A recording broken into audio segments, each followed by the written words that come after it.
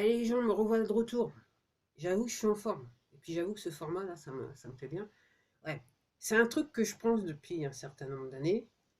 Alors, euh, je sais que sur cette vidéo, je vais pas être populaire, mais j'assume. En plus, comme par hasard, c'est un euro hasard, j'ai mis une chemise jaune.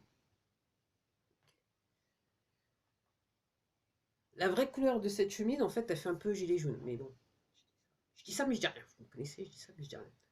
Donc, moi, alors, j'ai entendu parler des gilets jaunes alors quand j'étais malade. Donc ça date. Voilà. Je me suis pas penchée à ça plus que ça parce que réellement j'étais dans une douleur tellement intense que, que même, je dirais, énoncer deux mots, ok, pour moi c'était un vrai taf, un vrai travail de pro. C'était dur. Tellement la douleur a été intense pour moi pendant quasiment plus de 3 ans et demi. Donc quand je vous dis que j'ai un problème avec le corps médical, je sais de quoi je parle. Sur des trucs aussi simples qu'un dos, que d'un mal de dos. Et la question, non, je ne me suis pas fait opérer. Il y a une personne qui me connaissait, une collègue qui m'avait dit, surtout, te fais pas opérer. De toute façon, j'étais à la douleur et je lui ai dit, j'étais tellement contente de l'avoir, de toute façon, il a remercié, mais ok. Mais c'est vrai que après coup, avec tout ce que je sais, je crois que c'est le seul bon conseil d'un collègue qu'un collègue m'a donné à cette époque-là. Donc, pourquoi je dis gilet jaune? Donc j'ai entendu parler d'eux, pas plus que ça. Tout le monde est leur taper dessus. Machin. La police, c'est bien, c'est bien. Il y en a qui sont retrouvés borgnés, machin. Je crois qu'il y en a certains même qui ont dû passer l'arme à gauche. Enfin bref, à minima, est borgné. Ok, machin, handicapé. Merci pour le combat. Alors, moi, ce qui me fascine, alors c'est vrai que le président, directeur général, comme chaque année, il a Brégon, avec Bribri, Jean-Mimi.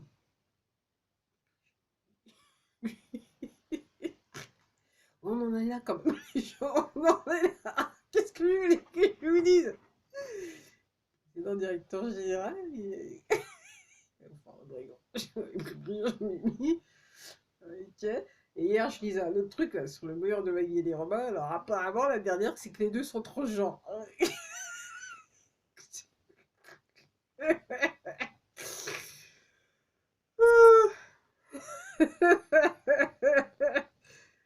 sais pas, moi, les gens, je sais pas. Je sais pas. Ah, c'est vrai que, comme président, il prend des vacances, c'est vrai que, bah écoute, pendant les vacances, faut prendre des vacances aussi. Hein. Faut contester, mais en vacances. Enfin, non, faut arrêter de contester parce que quand même, faut se reposer, faut prendre des vacances. Comme ça. Alors, oui, je sais, il y a un minuscule groupe de gilets jaunes qui sont dans Paris, qui ont été dans Paris pendant tout l'été, quelques-uns une poignée, et qu'on fait tenir le flambeau. Moi, je dirais que ce sont les vrais, les vrais combattants, hein, pas ceux du dimanche, hein, je dirais. Je fais un petit peu la simulation gauche caviar. Parce que, entre guillemets, quand on conteste quelque chose, on conteste tout le temps. On ne prend pas des vacances pour contester, on conteste jusqu'à temps que l'affaire s'arrête. C'est ça quand on est dans la contestation. Okay, quand on veut faire avancer le truc, on tient le même propos jusqu'à temps que l'affaire s'arrête. Alors, je dis pas, il y a des moments, il y a des jours, on peut être fatigué. Hein. Moi, je dis quand je lis beaucoup, mais il y a des jours, il y a quelques fois. Parce que je vais vous dire une chose. Dans les faits, il y a quelques fois, je lis des bouquins, c'est tellement chaud, c'est tellement intense que, heureusement qu'il fait beau, il y a quelques fois, je suis juste obligé de sortir et marcher pendant au moins 1 heure, 2 heures, juste pour méditer sur le sujet, pour me calmer. Alors voilà, j'ai la goutte. Hein, parce que c'est tellement intense, c'est tellement chaud ce que j'y avais à me dire et je le comprends et je le vois dans l'ordre des choses que juste pour digérer l'information, ok, voilà, je suis obligé de sortir de chez moi et marcher pendant 1 heure, 2 heures, méditer, enfin marcher, pour pouvoir assimiler. Donc, comme je vous dis, moi ce que je considère, c'est que quand on conteste, disais au début de l'été, parce que finalement, il y avait quelqu'un qui l'avait dit, ouais, c'est vrai, pendant l'été, il n'y aura plus rien qui va se passer. Effectivement, il n'y a plus rien qui se passe, mis à part cette petite poignée de vrais contestataires. Les vrais contestataires, les vrais des vrais. Les autres, c'est les contestataires du dimanche, quoi. Ouais, mais tu comprends, on va se reposer, machin. On a besoin de. Puis il y a la famille. Ah, la famille, c'est toujours la bonne excuse, hein. La famille, c'est toujours. Je sais, je sais. Moi-même, la famille, c'est toujours la bonne excuse. C'est toujours la bonne excuse. C'est toujours la bonne excuse. En n'agissant pas, vous vous assurez que votre descendance ait une vie de merde, mais c'est vrai que, ah, quand même, il faut se reposer. Il faut rien faire, il faut se reposer. Les mecs, les mecs, c'est-à-dire les poteaux, et tout le système des poteaux, sont chaque mois, journal. Alors, c'était déjà bien avant 2020, mais depuis 2020, c'est encore plus intense. Chaque jour que Dieu fait, ils vous en mettent une encore plus profonde. Ils vous, ils vous travaillent à l'usure, jusqu'à ce temps que, ils nous travaillent jusqu'à temps qu'on soit usé. C'est travail au corps. Quotidien, quotidien, tous les jours, tous les jours, tous les jours, tous les jours, tous les jours, tous les jours. Ils ont tout le système, tout le machin. Et là, ça n'a jamais été plus intense. Et vous voulez des vacances? Ils sont pas en vacances, hein. C'est l'été, mais je peux vous dire qu'ils n'ont pas été en vacances.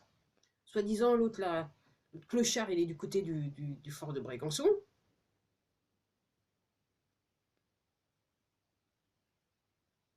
Soi-disant. Soi-disant. Les gens, faut vous poser les bonnes questions, les gens. Des bonnes questions. Être citoyen, c'est d'être contestataire, hein. Là, plus que jamais, être citoyen, c'est d'être contestataire, hein. Et de prendre le texte de la Constitution et savoir en constitutionnellement parlant ce qu'on a droit, quoi. Surtout qu'apparemment, je disais encore un truc il y a quelques mois de ça, comme quoi ils étaient en train de vous la faire à l'envers, rédiger la Constitution.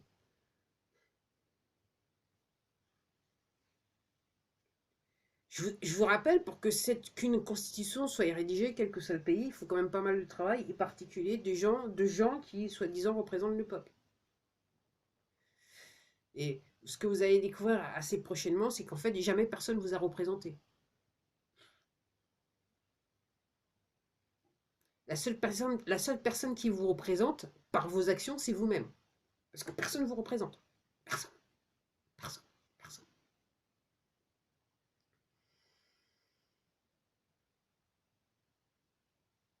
Donc, vous avez, par rapport à ce qui s'est passé, moi je vois hein, technique de guerre, machin, l'art de la guerre et compagnie. Donc là, on vous sape le moral au quotidien, machin. Donc, vous, je dirais, il y a une partie de la population qui, jusqu'à cet été, je dirais, réagissait et posait un problème, quelque part, parce qu'effectivement, les poteaux, face à ce nombre de personnes qui sortent dans les rues, est obligé de réagir, y compris créer des actions qui pourraient mener à la guerre civile pour pouvoir retourner le scénario, pour pouvoir faire la renverse, ou la mettre à l'envers et instaurer plus rapidement un régime autoritaire en France. De toute façon, vous êtes déjà sur un régime autoritaire juste au cas où vous savez. Seulement, ça va être encore plus, ça sera encore plus rapide. Une fois qu'il y a la guerre civile, ça sera encore plus rapide. Et je vous dis, par rapport à ça, les gens, vous prenez pas la tête. Vous contestez, ok. Vous les laissez vous taper dessus quelque part, ou vous censurez ou quoi que ce soit. Parce que là, comme je l'avais dit, pour ceux qui sont abonnés à ma chaîne et qui me regardent depuis Mathusalem, tout est enregistré. Avec toutes ces manifestations, là maintenant, l'armée, elle sait pertinemment quelles sont les unités les plus pourries en France dans les ordres de l'ordre, dans les forces de l'ordre. Alors, je ne doute pas qu'il y en a certains, il y a certains éléments de l'armée qui étaient là pour fumer, mais il y a tellement de gens qui ont fumé avec leur téléphone portable que là, toutes les preuves, elles sont enregistrées. C'est pour ça que j'ai fait une vidéo où je disais, les mecs, quand est-ce que vous allez vous réveiller? Parce que probablement, il y a certains d'entre vous, un jour, soi-disant, vous pensez que vous allez retrouver, vous allez pouvoir faire ce que vous voulez avec des gens qui sont pacifiques, mais en gros, réellement, ce que vous allez voir en face de vous, c'est l'armée.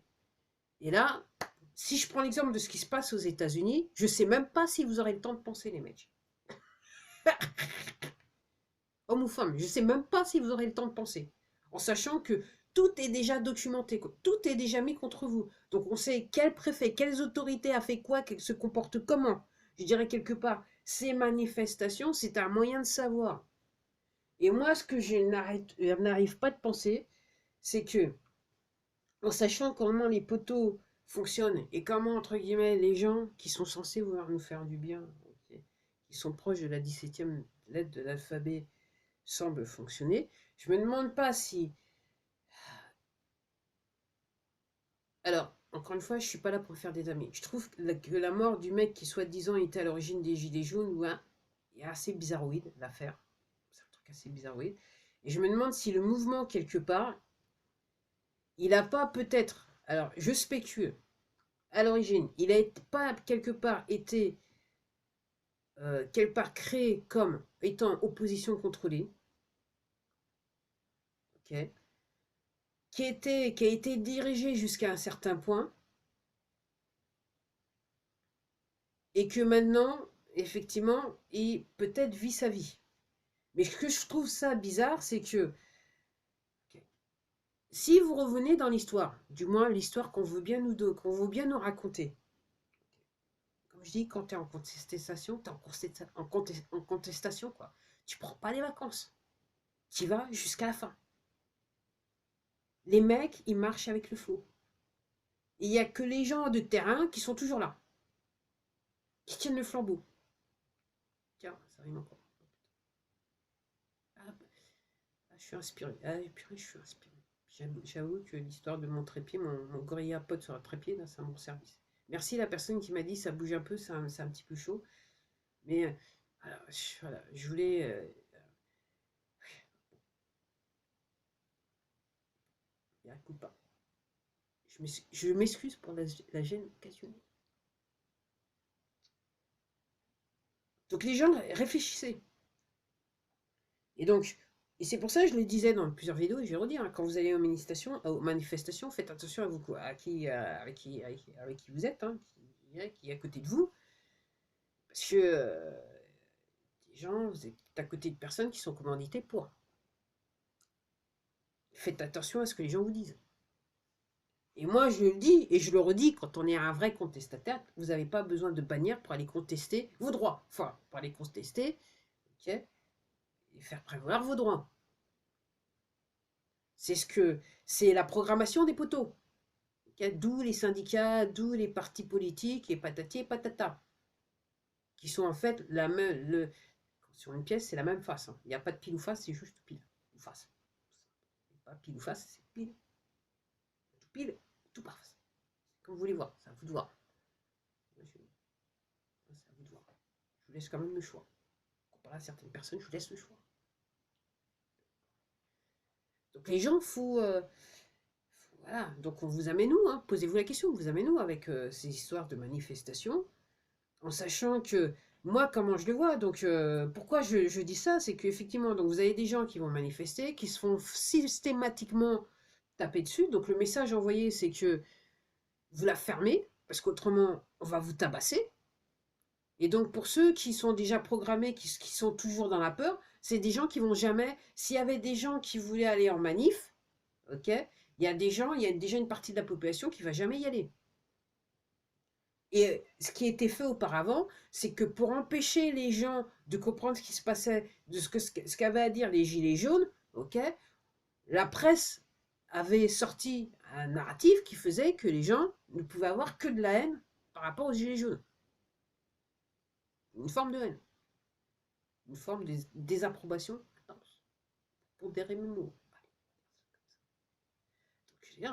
Donc là, comme je dis, jusqu'au déjeuner, donc vous allez en manifestation, vous faites gazer, et l'usage intensif du gazage, je suis désolé, derrière, c'est pas la 17e lettre de l'alphabet. Hein.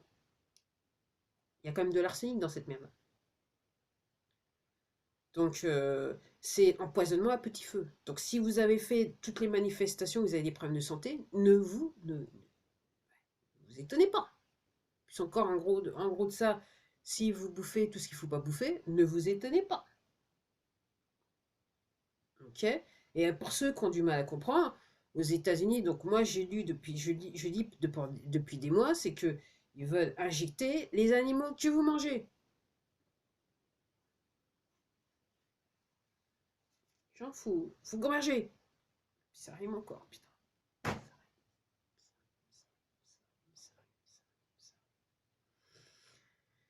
Les gens, faut vouloir voir les choses et les accepter. Alors, je vais terminer comme ça parce que il y a quelques mois de ça,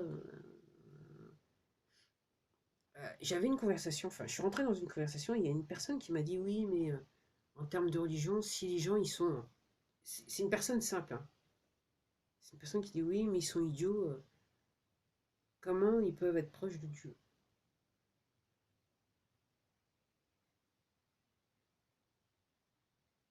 Et je lui ai répondu oui, mais